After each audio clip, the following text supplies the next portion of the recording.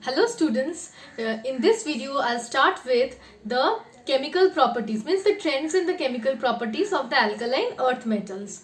Okay, so let's start with it. First I'll start with the action of the alkaline earth metals with oxygen. Okay, so first is the reaction with oxygen.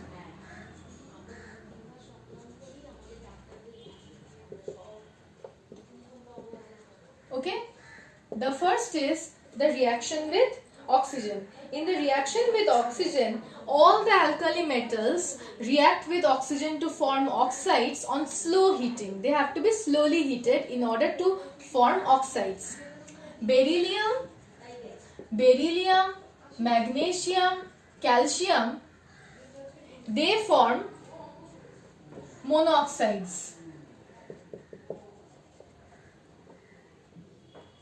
Like Mg plus O2 will give MgO, like this. Okay, and after that strontium and barium will form peroxides with excess of oxygen. Strontium and barium will form peroxides with excess of oxygen. The reason for the greater elements forming peroxides can be related to the previous chapter, means can be related to the alkali earth metals forming peroxides. The reason is same.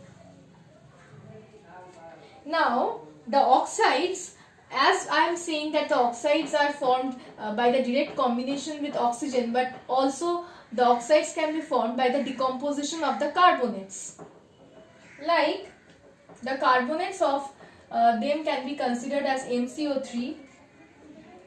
The carbonates on decomposition will form MO plus CO2.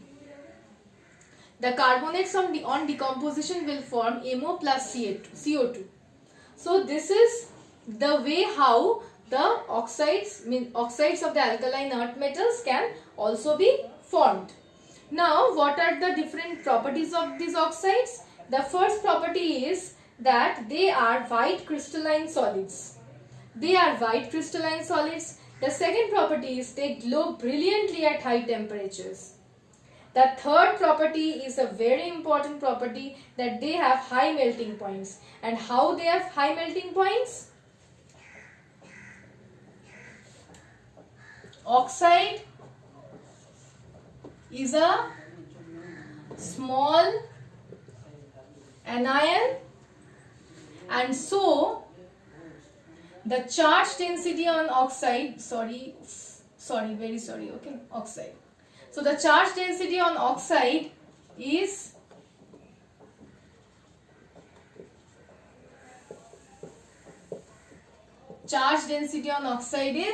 high.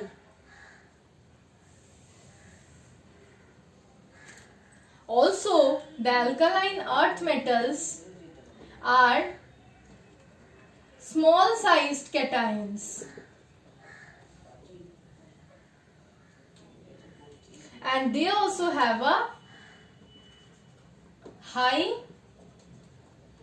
charge density. Okay, so they have comparable sizes. And that's why their lattice energy is very high. But why? Because very high amount of energy will be required to break the oxides into the respective metals and the oxygen. So very high amount of lattice energy is required. So the lattice energy is very high.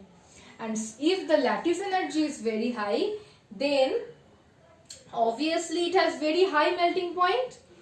This is the reason why it has all the oxides of alkaline earth metals have high melting points. Okay.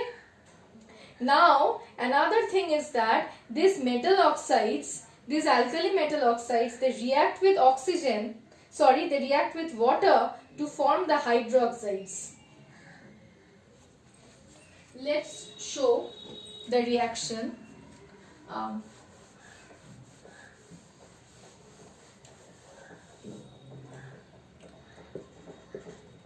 they react with water to form the hydroxides. Okay, and the hydroxides of the alkaline earth metals are weaker bases as compared to the alkali metals. Okay, but what is the reason behind the formation of weak base? The reason behind it is that they have decreased, the alkaline earth metals have decreased ionic radii. The second point is that since they have decreased ionic radii, they have increased ionization enthalpies as compared to the alkali metals. As a result, they form weaker bases as compared to the alkali metals. And also on moving down the group, the basic character increases. On moving down the group,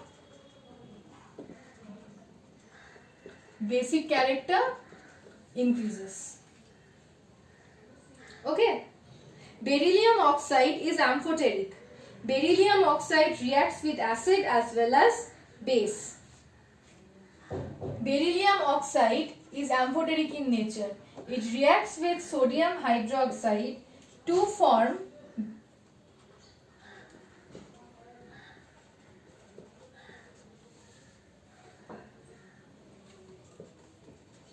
and obviously 2NaOH. Since it is amphoteric, it reacts with alkali as well as acid. It reacts with HCl to form BeCl2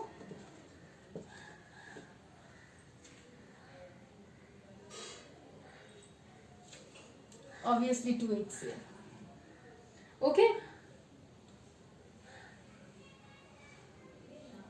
The solubility of the hydroxides of the alkaline earth metals increases with the increase in the atomic weight of the hydroxides. So magnesium and beryllium hydroxides are completely insoluble in water. Calcium hydroxide is sparingly soluble, and strontium and barium hydroxides are are much more soluble as compared to the others. Okay, calcium hydroxide and barium hydroxide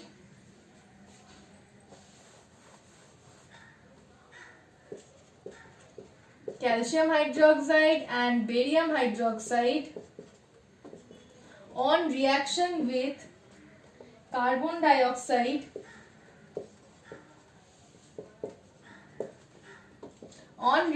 with carbon dioxide will form white precipitates of calcium carbonate and barium carbonate respectively. This test can therefore be used to estimate the presence of carbon dioxide in a particular solution.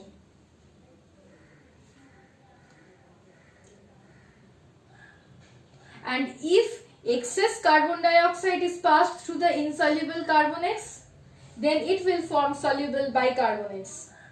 If again excess of carbon dioxide is passed through these carbonates, what will it happen?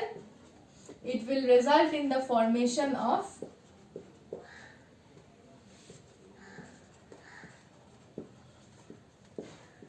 soluble bicarbonates. Okay, so this is the part which is the reaction with oxygen. Now I'll come to reaction with hydrogen. Beryllium does not form hydrides on direct combination. Beryllium does not form hydrides on direct combination. It will form hydride on reduction of beryllium chloride with lithium aluminium hydride. Means Lithium aluminium hydride, I have told before only, it is a very good reducing agent. So what will it do? It will reduce beryllium chloride to form beryllium hydride.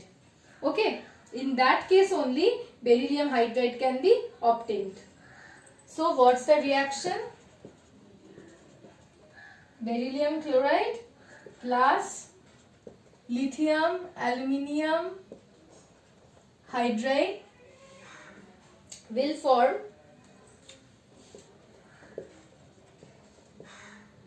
BeH2 it will be,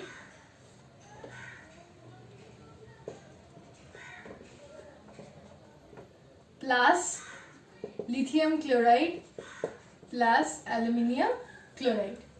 So see, beryllium will not form hydride on direct combination with hydrogen, but it will form hydride on reduction of beryllium chloride by reducing agent lithium aluminium hydride.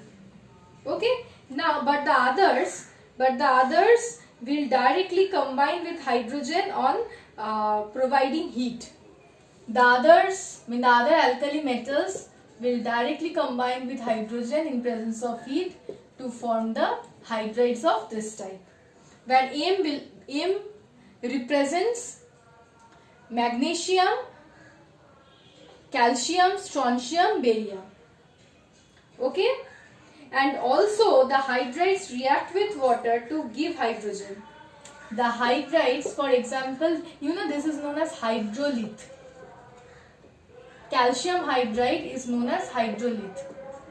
It will react with water to form calcium hydroxide along with the liberation of hydrogen. We need to balance this. Okay. So this is all about the next part of this chapter, which represents the chemical properties. I will continue with the chemical properties in the next video.